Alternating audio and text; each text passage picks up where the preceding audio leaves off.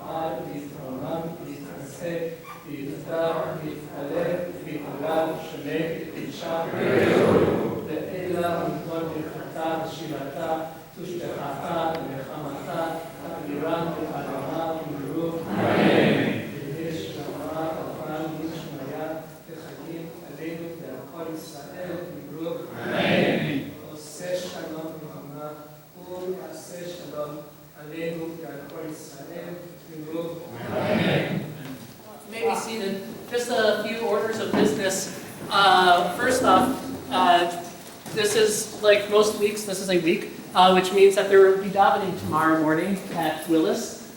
Willis is Women's Day Seminary Synagogue, which is right where you are sitting right now.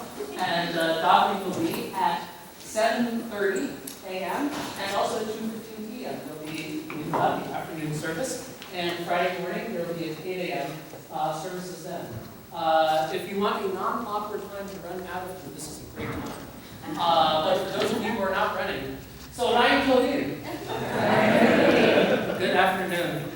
Before I begin, I want to thank my friends, family, and teachers who have come to JTS today in honor of this big day for me. Were it not for your love and for all your support and all your teachings, I would not be able to stand here today. Special thanks are due to my family who is here today, my in-laws. Where are they? There you are. I can't see you. Too many people. They're all the way in from Skokie, Illinois. My sister Shuli and my great uncle Irvin and my parents whose love for Judaism rubbed off on me so much that I decided to make this my life work just as they did. Of course, a special thank you is in order to my father for being my first rabbi and for having agreed to mentor me in writing this senior sermon.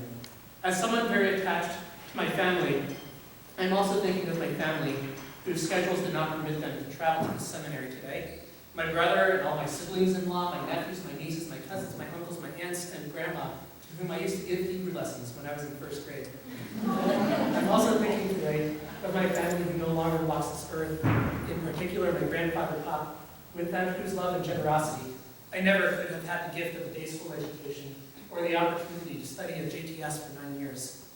And you know, you spend enough time going to Minion at JTS, you eventually meet your life partner. Or at least I did. Rach. Where'd you go? There you are, Rach. Thank you for being my daily inspiration, my teacher, my rabbi, and your ordination comes soon and speedily in our days. My best friend, my Rafshik Shuratim, my soulmate who renews every day my relationship with Torah, with the pursuit of justice, with the pursuit of happiness in this life. And just one other word. Some of you, if you look underneath the seats, or at least beneath where you sat down, you might have seen the page where you can review this senior sermon. So for those who are lucky enough to be reviewers of the senior sermon, look around for those pages. Anyway, when I was in first grade, my father asked me what book I had read for the book report that was due that day.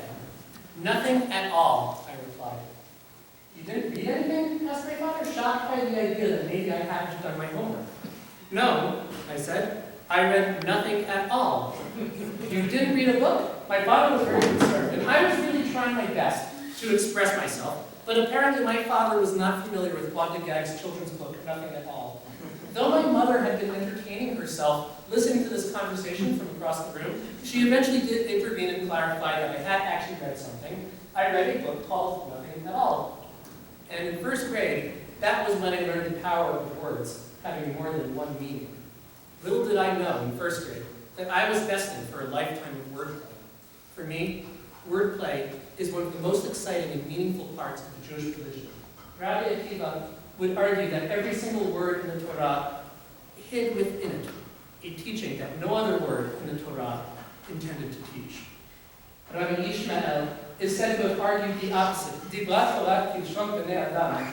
The Torah spoke in the language of humans. Now, a lot of early rabbinic literature agreed with Rabbi Akiva, but Rabbi Ishmael's counter-argument came to be adopted by the entire rabbinic collective. Still, Rabbi Ishmael's assertion that the Torah spoke in the language of humans bears multiple meanings for us.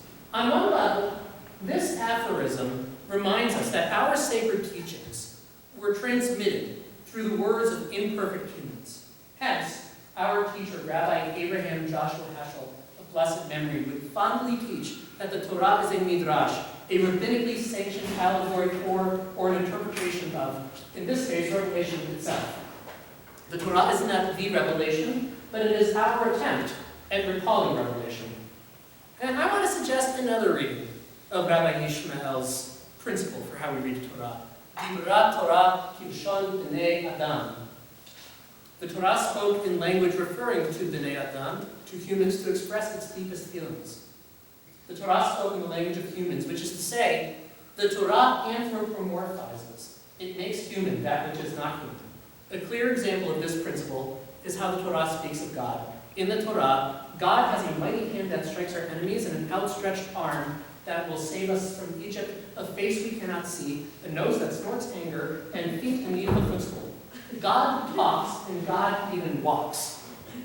God is anthropomorphized in our Torah.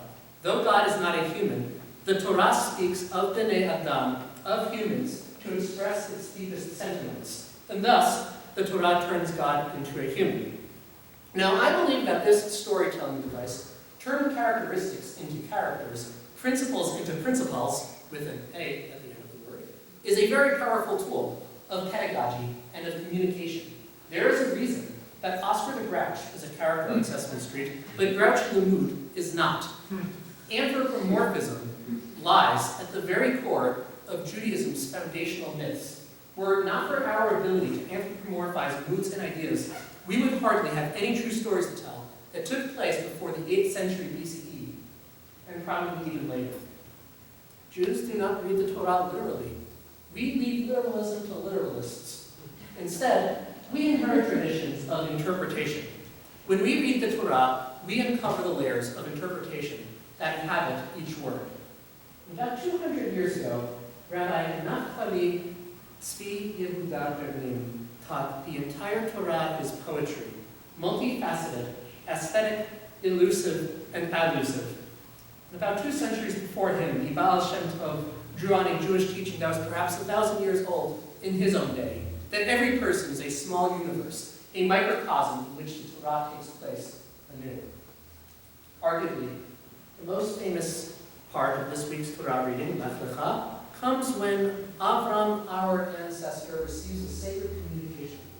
This is a communication from the God whose 4-letter name, Yod, He, Vav, He, seems to be, as the biblical scholar William Albright noted, a causative verb that means making become. The God of becoming says to Abram, Lech Lecha, meaning go for yourself, or perhaps go towards yourself. In essence, the being of beings, or maybe even the becoming of becomings, tells Abram, now is your time to come into this world, to become who you really are.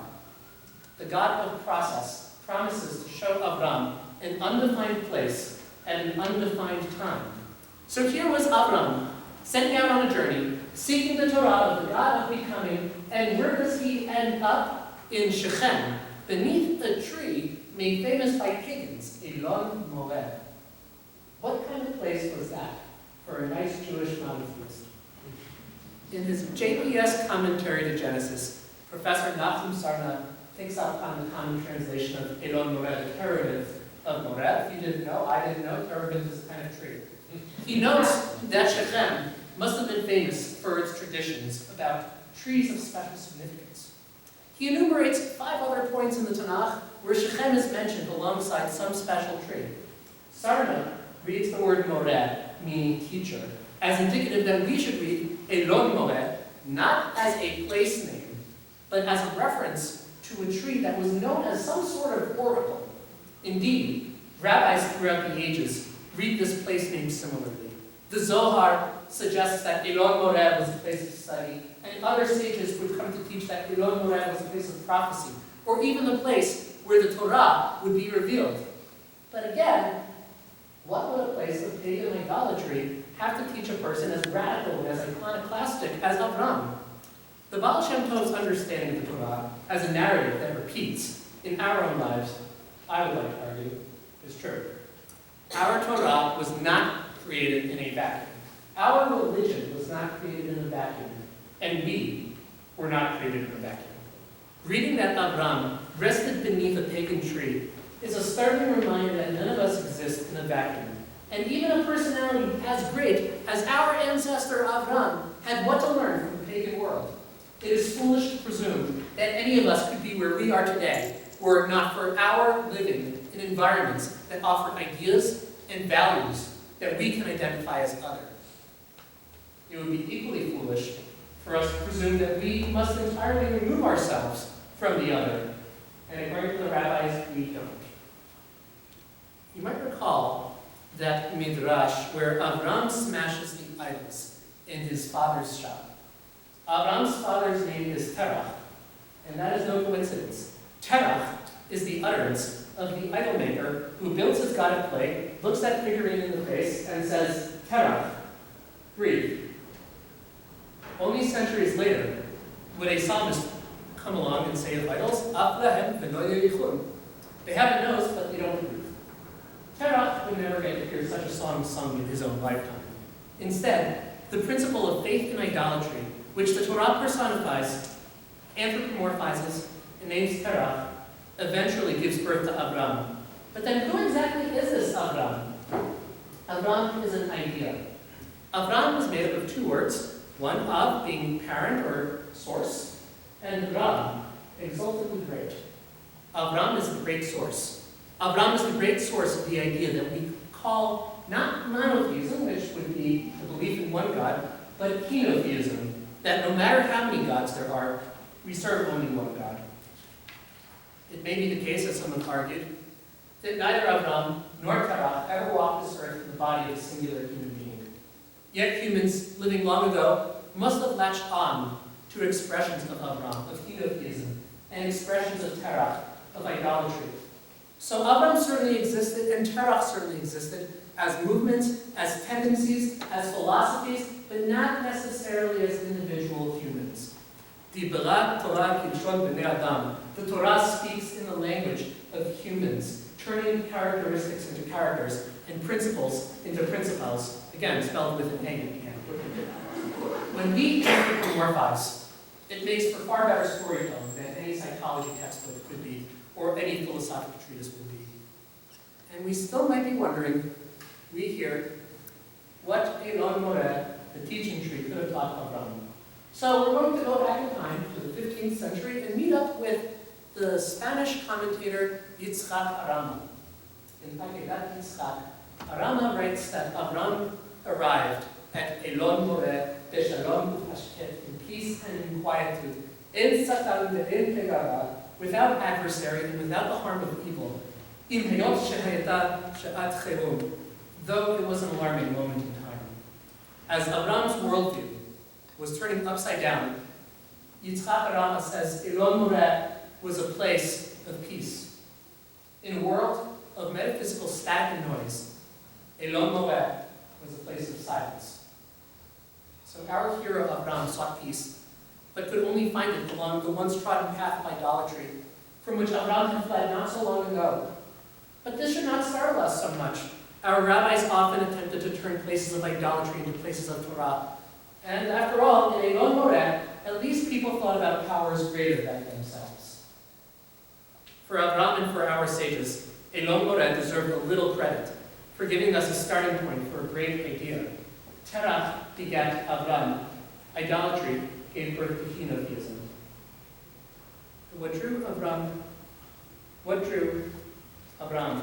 to Elon Moreh specifically?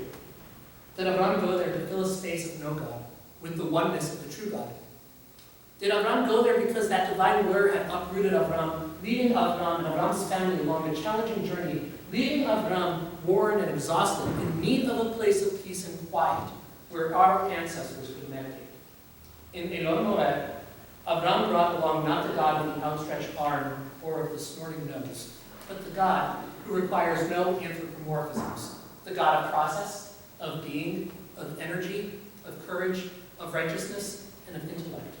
The God who moves us to deeper and deeper levels of sensitivity and inspires us to develop greater ideas for humanity.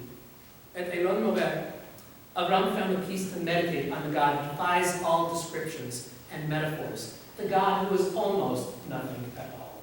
Abram went to Elon Moreh to listen in silence. To listen in silence for the oneness of the God who embodies nothing, yet encompasses the universe.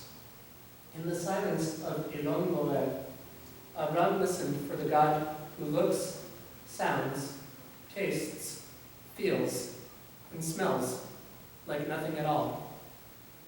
But at the core is something. The God who is the something that is all. We turn to page 13 in our Siddur for Kaddish de Rabbanan, recited after studying. If you didn't learn anything, you may be seated. Page 13. Yitkadash, Shemei Torah, Yi'alma, Yibrach, Yi'teh, Yi'amlich, Archuteh, V'chayechon, Yomechon, V'chayeh, Chol Beit Yisrael, Sa'agada, V'zman Karir, Imru. Amen. Yitbarach, V'yishtabach, V'yitpa'ar, V'yitomam, V'yitnaseh, V'yitadat, V'yitaleh, V'yitalal, Shemei Kudsha, Le'ela, Yimkol, Birchata, V'shirata, Tushbechata, V'nechamata, Da'amiman, Ve'alema, V'imru. Amen. Al Yisrael, Ve'al Rabbanan, Ve'al Tamidei Hon, Ve'al Kol Tamidei Hon, ועל כל מן לעסקים ואורייתא, ידעתרה הדין, ודבכל אתר ואתר, יהי להון ולכון שלמה רבה, חינת חיסתה ורחמים, וחיים אריכים ומזונה לביכה, ופולקנה מפודם אבוכון בדשמיא ואמון אמן. יהי שלמה רבה מן שמיה, וחיים טובים עלינו ועל כל ישראל אמרו אמן. עושה שלום עמנו וברחמיו יעשה שלום עלינו ועל כל ישראל אמרו אמן. Thank you very much everybody.